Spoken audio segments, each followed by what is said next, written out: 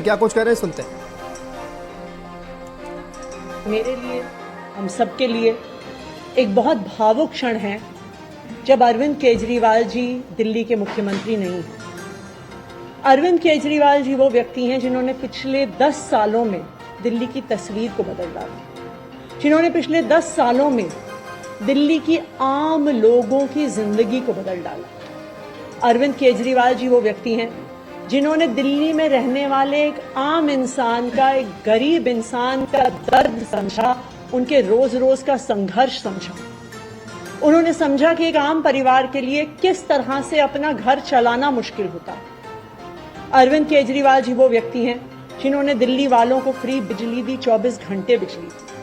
अरविंद केजरीवाल जी वो व्यक्ति हैं जिन्होंने दिल्ली के सरकारी स्कूलों में पढ़ने वाले बच्चों का भविष्य बदल डाला, उनको जिंदगी में एक नया अवसर, आगे बढ़ने का अवसर दिया। अरविंद केजरीवाल जी वो व्यक्ति हैं जिन्होंने दिल्ली की महिलाओं को शिक्षा में, रोजगार में आगे बढ़ने का मौका दिया, फ्री बस यात्रा देकर। अरविंद केजरीवाल जी वो व्यक्ति हैं जिनकी वजह से आज दिल्ली के लोगों को अपने परिवार के सदस्य का इलाज करवाने के लिए अपने गहने नहीं गिरवी रखने पड़ते, अपने घर नहीं गिरवी रखने पड़ते, क्योंकि सरकारी अस्पतालों में अच्छा इलाज होता है। तो जब अरविंद केजरीवाल जी दिल्ली के मुख्यमंत्री नहीं रहते तो ये हम सब के लिए एक बहुत मुश्किल और एक भावुक घड़ी। आज क्यों अरविंद केजरीवाल जी दिल्ली के मुख्यमंत्री नहीं? क्योंकि भारतीय जनता पार्टी की केंद्र सरकार ने अरविंद केजरीवाल जी के खिलाफ षड्यंत्र रचा, उन पर झूठे मुकदमे लगाए, उनको इन झूठे फर्जी मुकदमों में गिरफ्तार किया, उनको 6 महीने से ज्यादा जेल में रखा, उनको तोड़ने की, उनको दबाने की हर संभव कोशिश करी। लेकिन अरविंद केजरीवाल जी टूटे नहीं, अरविंद केजरीवाल दबे नहीं। अरविंद केजरीवाल जी को सुप्रीम कोर्ट ने जमानत दी, एक ऐसे कानून में जमानत दी जिसमें पीएमएलए में जमानत मिलना लगभग असंभव होता है, और सुप्रीम कोर्ट ने ना सिर्फ उन्हें बेल दी बल्कि बेल देते हुए केंद्र सरकार के मुंह पे तमाचा मारा और कहा कि अरविंद केजरीवाल जी की गिरफ्तारी एक दुर्भावना के तहत हुई थी। ये कहा कि केंद्र सरकार की एजेंसी सीबीआई, ईडी पिंजरे में बंद एक तोते की तरह हैं जो सिर्फ अपनी मालिक की आवाज में बोलती हैं। हो सकता है कि कोई और नेता होता तो उनके लिए अदालत का यह फैसला काफी था और वो तुरंत जाके मुख्यमंत्री की कुर्सी पर बैठ जाते। लेकिन अरविंद केजरीवाल जी ने इस देश की राजनीति में एक ईमानदारी और नैतिकता की मिसाल कायम करते हुए मुख्यमंत्री की कुर्सी से इस्तीफा दे दिया।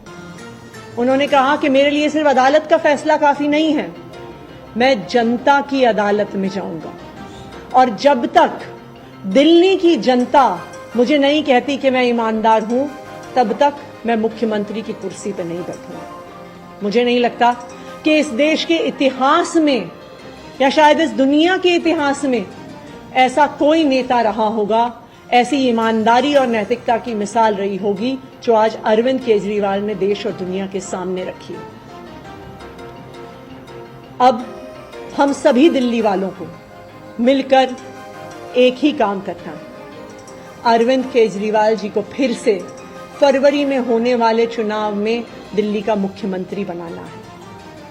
अगर दिल्ली के लोग अरविंद केजरीवाल जी को दिल्ली का मुख्यमंत्री नहीं बनाते तो जो फ्री बिजली आज दिल्ली वालों को मिल रही है, भारतीय जनता पार्टी अपना षड्यंत्र रच के उसको खत्म कर देगी। जो सरकारी स्कूल अरविंद केजरीवाल जी ने सुधारे हैं वो फिर से बदहाल हो जाएंगे, मोहल्ला क्लिनिक बंद हो जाएंगे, अस्पतालों में इलाज बंद हो जाएगा, महिलाओं की फ्री बस यात्रा बंद हो जाएगी। तो 2 करोड़ दिल्ली वालों को मिलकर फिर से अरविंद केजरीवाल जी को दिल्ली का मुख्यमंत्री बनाना। अगले 4 महीने के लिए मेरा यही काम रहेगा कि जो दिल्ली वाले परेशान रहे पिछले 1-1.5 साल में, जब से भारतीय जनता पार्टी का षड्यंत्र शुरू हुआ, जब से भारतीय जनता पार्टी ने एक एक करके हमारे नेताओं को जेल में डालना शुरू किया, जब से भारतीय जनता पार्टी ने एक एक करके हमारे मंत्रियों को जेल में डालना शुरू किया, जब से भारतीय जनता पार्टी के एलजी साहब ने दिल्ली सरकार के काम रोकने शुरू किए, आप देखिए पिछले 2 साल में भारतीय जनता पार्टी ने दिल्ली वालों को परेशान करने में कोई कसर नहीं छोड़ी। जब से अरविंद केजरीवाल जी जेल गए, दिल्ली वाले भी परेशान हुए। भारतीय जनता पार्टी ने दिल्ली वालों के पानी के बिल हम ठीक कर। चलिए आगे बढ़ते हैं। खबर गोरखपुर से देखिए, तिरुपति बालाजी मंदिर